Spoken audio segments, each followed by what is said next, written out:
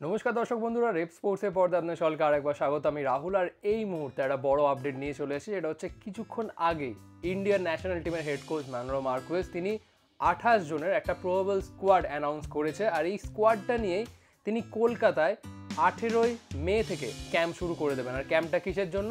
পরের মাসে জুনের 10 তারিখে ইন্ডিয়ার রয়েছে এফসি এশিয়ান কাপ কোয়ালিফায়ারে যে গ্রুপ স্টেজ ফিক্সচার, সেটা সেকেন্ড যে ম্যাচটা, প্রথম ম্যাচে তারা বাংলাদেশের বিরুদ্ধে ড্র করেছে, দ্বিতীয় ম্যাচে তারা খেলবে হংকংয়ের বিরুদ্ধে হংকংয়ের ঘরের মাঠে। সুতরাং সেই ম্যাচের আগে ইন্ডিয়া কিন্তু বেশ অনেকটা আগে থেকেই কিন্তু ক্যাম্প শুরু করে দিয়েছে। যেহেতু এই মুহূর্তে আইএসএল নেই, সুপার কাপও সদ্য শেষ হয়েছে, সুতরাং এই যে গ্যাপটাকে পুরোপুরিভাবে কাজে লাগানোর চেষ্টা করছে কিন্তু ম্যানুয়েল মার্কুয়েজ। 18ই মে থেকে কলকাতায় তিনি ক্যাম্প শুরু করে দেবেন এবং 4ই জুনে তারা একটা ফ্রেন্ডলিও খেলবে, আর সেটা হচ্ছে ব্যাংককে থাইল্যান্ডের অ্যাগেনস্টে।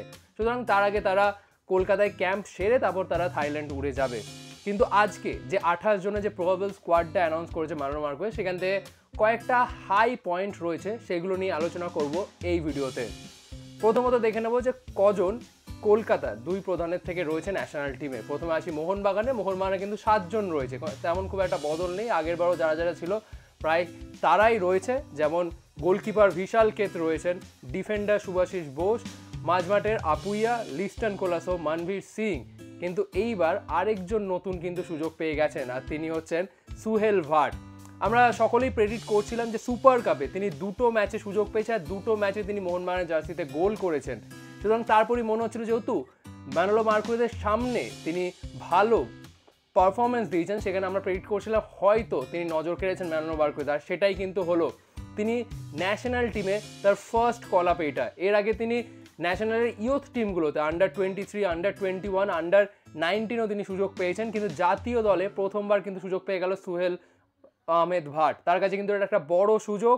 তাকে এই যে ক্যাম্পটা শুরু হবে কলকাতা, এখানে কিন্তু তাকে বেশ ভালো রকম করতে হবে যদি তাকে শেষ পর্যন্ত তাকে যদি স্কোয়াডে থাকতে হয়, কারণ এটা কিন্তু প্রবাবল স্কোয়াড।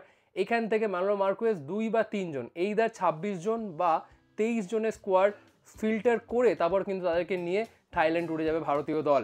এরপর চলে আসি ইস্ট বেঙ্গলের কজন রয়েছে। ইস্ট বেঙ্গলের খাতির 2 জন রয়েছে, নাওরেম মহেশ সিং আর হচ্ছে ডিফেন্ডার আনোয়ার আলী।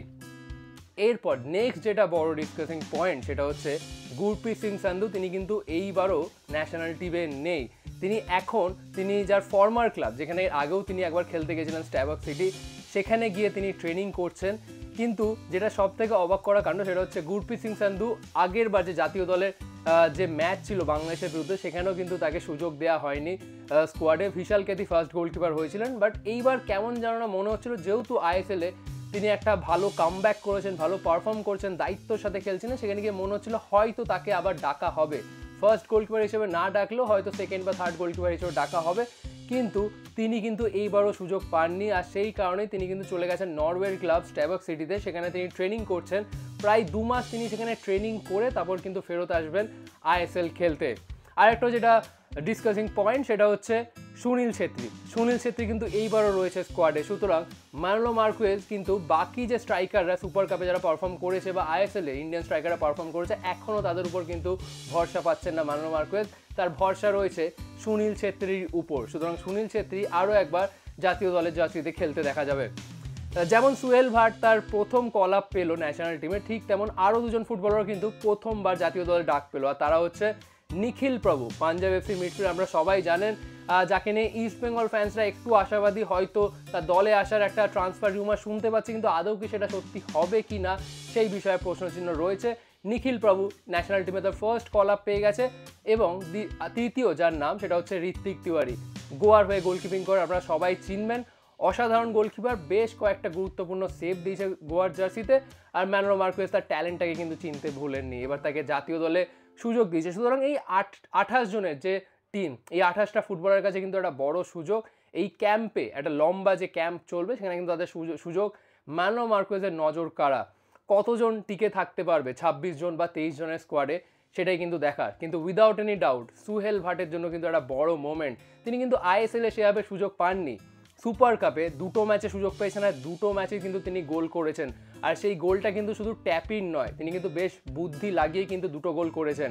তিনি আশিক কুরআনকে ফলো করে বক্সে 2টো গোলের ক্ষেত্রে যেভাবে রান নিয়েছেন, ডিফেন্ডারকে বোকা বানিয়ে যেভাবে জায়গাটা ক্রিয়েট করেছে, সেখানে কিন্তু তাকে কৃতিত্ব দিতেই হবে। Without any doubt Sohel Bhat ISL এ সেভাবে সুযোগ পায়নি ঠিকই, কিন্তু ট্রেনিং গ্রাউন্ডে ম্যাকলারেন, ডিমি পেট্রেরস, জেসন কামিন্সের থেকে যে কিন্তু ভালো ভালো যে জিনিসগুলো শিখছে সেটা কিন্তু তিনি প্রমাণ দিয়েছেন সুপার কাপে।